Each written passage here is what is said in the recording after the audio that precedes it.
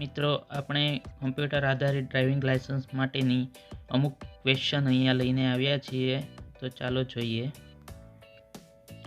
સામાન્ય માહિતી તમારી પાસે હોવી જોઈએ. કોઈ પણ તમે આરટીઓમાં જાઓ ડ્રાઇવિંગ લાઇસન્સ માટે, તો એના માટે તમારે કોઈ પણ એક્ઝામ આપવા જાઓ તો અડધો કલાક પહેલાં પહોંચી જવાનું રહેશે. લર્નિંગ લાઇસન્સ ટેસ્ટ શરૂ કરતાં પહેલાં ગુજરાતી ભાષા સિલેક્ટ કરવી. તમને એક પ્રશ્ન માટે 50 સેકન્ડનો સમય આપવામાં આવશે અને પ્રશ્નમાં 3 વિકલ્પ છે. કુલ 15 પ્રશ્નો હશે, તેમાંથી તમારે 11 પ્રશ્નોના જવાબ આપવાના રહેશે. એટલે તમે એક્ઝામમાં પાસ થઈ જશો અને તમને કાચું લાઇસન્સ મળી જશે. તો પ્રશ્ન નંબર 1, નીચે મુજબની નિશાની શું બતાવે છે? ઓપ્શન એ આગળ પુલ છે, ઓપ્શન બી આગળ હોડી સેવા છે, ઓપ્શન સી નાસ્તા પાણી માટેનો સ્ટોલ છે. તો તમે જોઈ શકો છો કે આમાં કપ અને રકાબી દર્શાવેલી છે, એટલે ઓપ્શન સી આવશે, આગળ નાસ્તા પાણીનો સ્ટોલ છે. પ્રશ્ન નંબર 2, ગતિ મર્યાદા કરતાં વધુ ગતિએ વાહન હાંકવું એટલે કે ચલાવવું. ઓપ્શન એ ગુનો બને છે અને ડ્રાઇવિંગ લાઇસન્સ સસ્પેન્ડ અથવા કેન્સલ થઈ શકે છે. ઓપ્શન બી, એ ગુનો બને છે અને દંડ ભોગવવાની સજા થઈ શકે છે. યા ઓપ્શન સી, બંને થઈ શકે છે. તો એનો સાચો જવાબ આવશે ઓપ્શન સી, બંને થઈ શકે છે.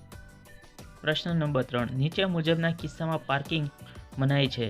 ઓપ્શન એ રસ્તાની બાજુમાં, ઓપ્શન બી જ્યાં પાર્કિંગ કરવું માન્ય છે, યા option C traffic signal light પાસે.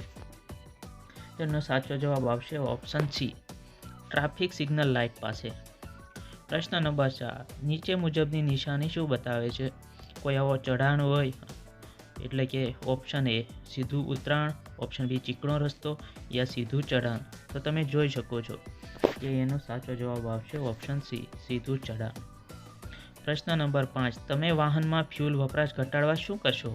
ઓપ્શન એ વાહનને યોગ્ય રીતે સાફ રાખશો, ઓપ્શન બી વાહન ચલાવતી વખતે ક્લચનો વધુ પડતો ઉપયોગ કરશો, યા ઓપ્શન સી વાહનનું યોગ્ય ટ્યુનિંગ કરાવશો.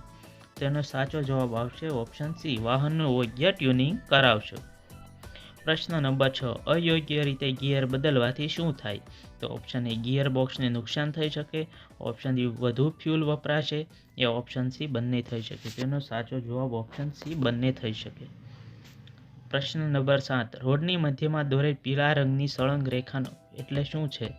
ઓપ્શન એ ઓવરટેક કરી શકાય, ઓપ્શન બી ચાલક આ લાઈન પાર કરી શકે, યા પીળી લાઈન ક્રોસ કરવાની મનાય છે. તેનો સાચો જવાબ છે પીળી લાઈન ક્રોસ કરવાની મનાય છે. નીચે મુજબની નિશાની શું બતાવે છે? ઓપ્શન એ આગળ રસ્તો નથી, ઓપ્શન બી આગળ બમ્પ છે, યા ઓપ્શન સી રોડ ઉપર રિપેરિંગ કામ ચાલુ છે. તેનો સાચો જવાબ આગળ રસ્તો નથી. પ્રશ્ન નંબર 9, નીચે મુજબની નિશાની શું બતાવે છે? એકતરફી રસ્તો, ઓપ્શન બી બંને દિશામાં વાહનો જવાની મનાય છે, યા ઓપ્શન સી ઓવરટેક કરવાની મનાય છે. તો એનો સાચો જવાબ એકતરફી રસ્તો. પ્રશ્ન નંબર 10, આલ્કોહોલનું સેવન કર્યા બાદ વાહન ચલાવવાથી ઓપ્શન એ ચાલકનું જજમેન્ટ ખોટું પડી શકે છે, ઓપ્શન બી ચાલકની દ્રષ્ટિ નબળી પડી શકે છે, યા ઓપ્શન સી બંને થઈ શકે. તો એનો સાચો જવાબ ઓપ્શન સી, બંને થઈ શકે છે. પ્રશ્ન નંબર 11, મોબાઈલ ફોન ક્યારે વાપરી શકાય? ઓપ્શન એ જ્યારે વાહન મધ્યમ ગતિએ એક્સપ્રેસ હાઈવે પર ચાલતું હોય ત્યારે, ઓપ્શન બી જ્યારે વાહન અત્યંત ધીમી ગતિએ ચાલતું હોય ત્યારે, કે ઓપ્શન સી જ્યારે વાહન સાઈડમાં પાર્ક કરેલું હોય ત્યારે. તો સાઈડમાં પાર્ક કરેલું હોય જ્યારે રસ્તાની, ત્યારે તમે મોબાઈલ ફોનનો યુઝ કરી શકો છો. પ્રશ્ન નંબર 12, પુખ્ત વયના વ્યક્તિના હૃદયના ધબકારા સામાન્ય રીતે કેટલા હોય છે?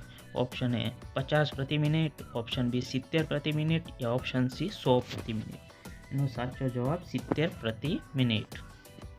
પ્રશ્ન નંબર 13, અકસ્માતમાં બેભાન થયેલ વ્યક્તિને મદદરૂપ થવા આપ શું કરશો?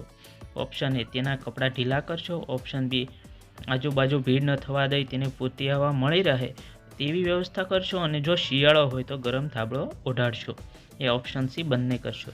તો એનો સાચો જવાબ આવશે ઓપ્શન સી બંને કરશો. પ્રશ્ન નંબર 14, પ્રાથમિક સારવારમાં ABCનો અર્થ શું થાય?